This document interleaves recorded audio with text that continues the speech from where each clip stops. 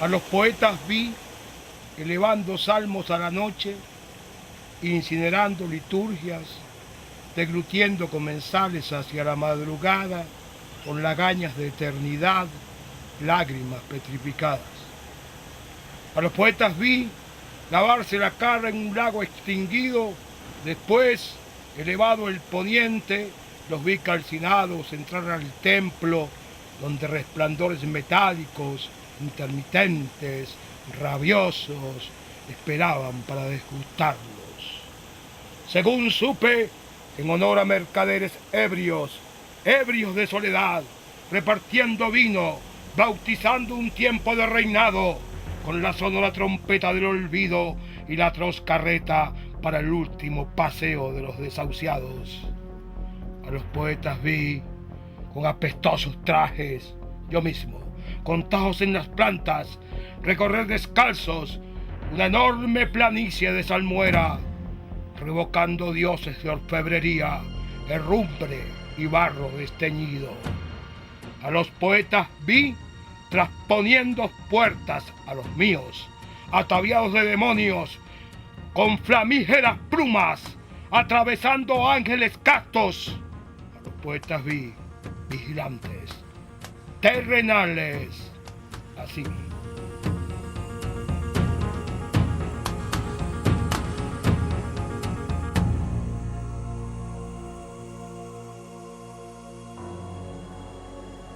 El poeta es aquel que tiene la capacidad de ver las cosas más simples. Y nos damos cuenta que precisamente en estas sociedades, esta lamentándolo mucho no deja de ser una sociedad consumista.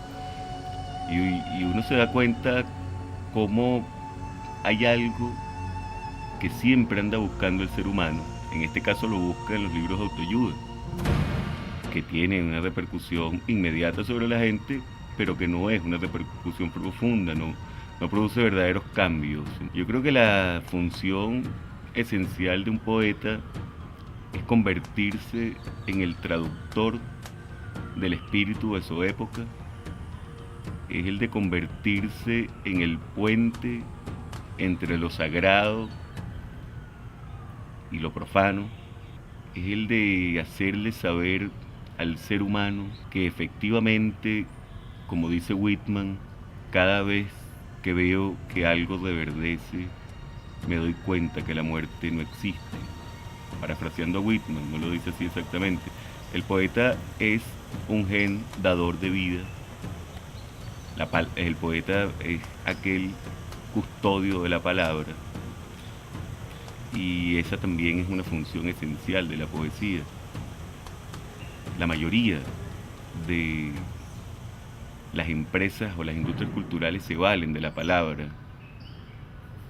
la utilizan como valor de cambio, pero no la respetan, no tienen aprecio por la palabra, no entienden verdaderamente cuánto significa nombrar las cosas.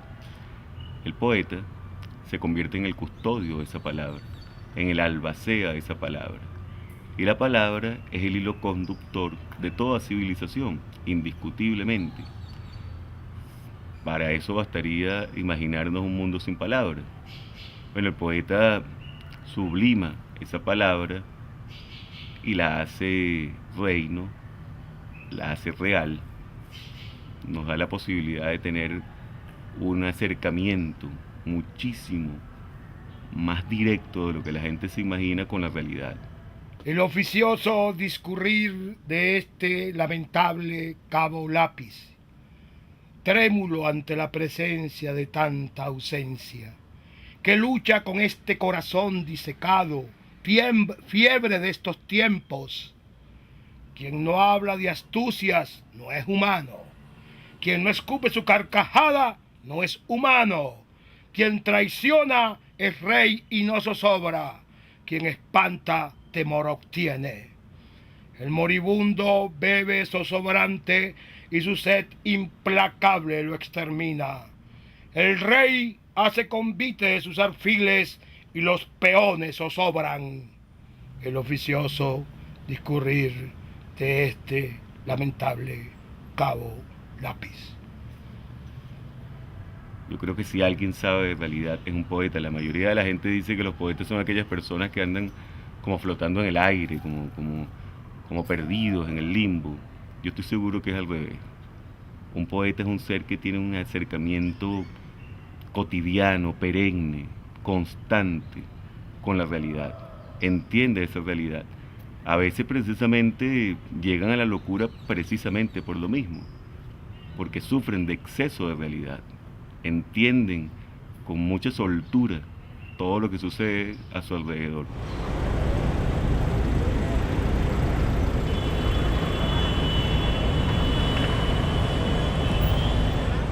Caminaba desnudo en la selva virgen y de pronto un hombre blanco y fuerte me arrancó de raíz. Me puso un traje y una corbata y me sentó enfrente de una computadora. Luché y luché y mi vida arriesgaba. Me acondicioné con el tiempo, aprendí esto y el otro. Sin embargo, no perdí la esperanza de una humana realidad. Llegué a América con cadenas en los pies. Trabajé sin límites de tiempo. Hacía esto, hacía el otro, pa' allá, pa' acá. Solo el sol me acariciaba la piel en su caída. Entonces sentía que aún estaba vivo.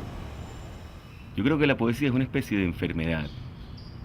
Eh, es curioso, siendo un oficio tan poco estimado por mucha gente, con una remuneración prácticamente nula, que sigan existiendo poetas. Uno dice, bueno, que sigan existiendo ingenieros es normal. La gente, aunque la ingeniería es una profesión, la poesía es un oficio. Pero aún así es curioso que aún hoy en día sigan existiendo poetas y en cantidades industriales, que es lo más increíble. No pudiese decir que en Venezuela hay más poetas que narradores, por ejemplo. Algo tiene la poesía que no le permite desaparecer. Algo tiene la poesía que acompaña al ser humano como una rémora bendita. En ese sentido, yo creo que si vamos a hablar de poesía, tendríamos que hablar de la vida misma con todas sus implicaciones. Caída de la luna nueva en los aires del oeste. Cierre de ciclos vitales, de envolventes tiempos, de temores, respuestas necesarias al ambiente. Los siglos que suman este tiempo son vestimentas de estereotipos. Aquí está la estridencia de los oficiosos. Esta es una calle de movimiento comercial. Almas, entidades sumergidas en identificaciones planeadas, exhibiciones, logos, todo un salvaje laberinto a imagen y semejanza del hombre, nutrido en núcleos, en medios adecuados a la medición, alcance del consumo obligado, ilusión de olas tropicales, el tejido del consumo diario, la vuelta de Sísifo, puebla las primeras gotas de la charca. Dicen que es como la cadencia de la modernidad, como playa de sol de arenas diversas. Y este otro. Investido en el rey y su nocturnidad brillante y su corazón rebosante de lujuria, con sus manos plomadas, estiércol y señal, ojo de la impregnación, pupila de la abjuración, vientre de la libación, cuerpo de la fornicación, investido en el rey, con su gruesa cara, convidado de la muerte, y la muerte en su banquete, mercader de agrio ánimo, puño de su birrete, terciopelo y nácar, brillo justo, justa peste, visto tu corazón, perfil de un solo ribete, gloria y muerte.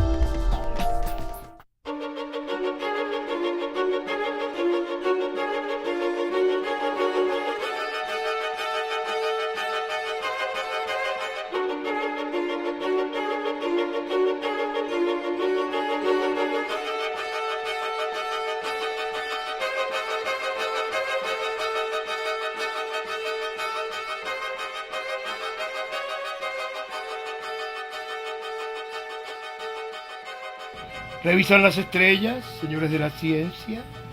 Eso está muy bien. Revisan la profundidad, el mar. Eso está muy bien. Revisan la oratoria de los sabios. Eso está muy bien. Ahora, ¿qué hay del hombre? Me refiero al hombre a secas, aquel que no posee cartas astrales, tratados de filosofía, no hombre de las rocas hundidas en el agua ni de las rocas de la luna, aquel que ni siquiera se le toma en cuenta por su bien o por su gracia, aquel que divaga por sus monumentales urbes, aquel que, poseyendo el don del oficio, no encuentra dónde emplearse. O este otro, ese que nos acuchilla. ¿Habéis pensado en ello, señores de la ciencia?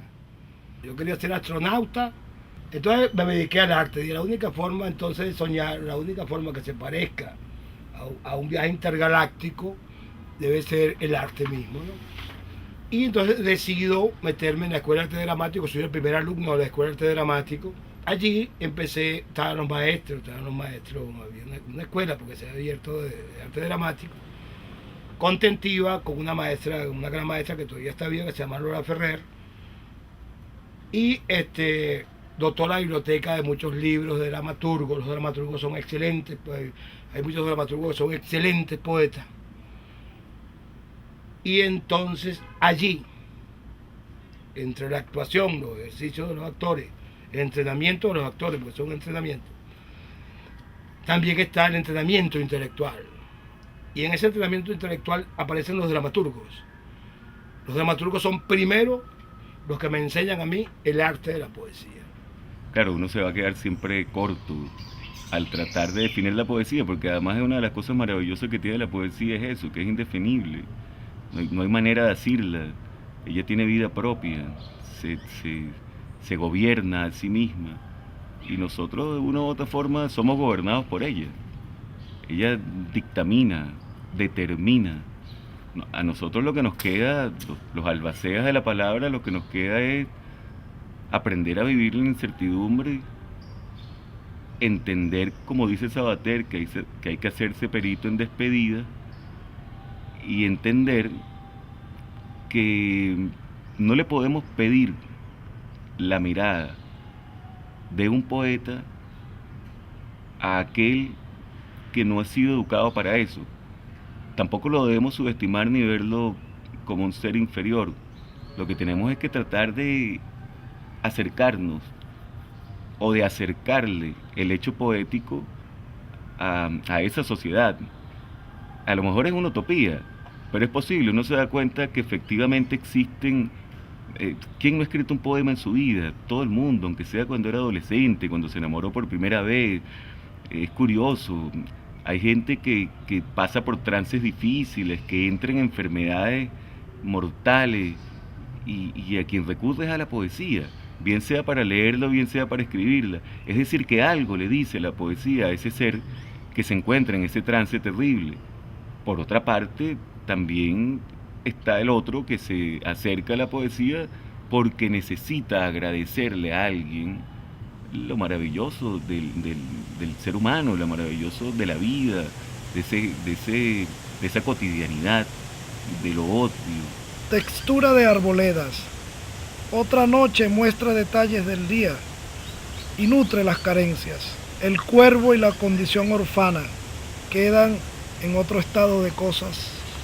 La calle tiembla en el frío y el aguacero desciende del crepúsculo de los ausentes. El relámpago de este lado del trópico es un espectáculo sentido en el oído de las aguas. De los torrentes aéreos queda la huella, y el verbo es la aniquilación de lo real. Mes de lluvia en la selva, origen de los ríos, desborda la bóveda del pecho terrestre. Los diques despiertan su memoria originaria en los parques de esta ciudad.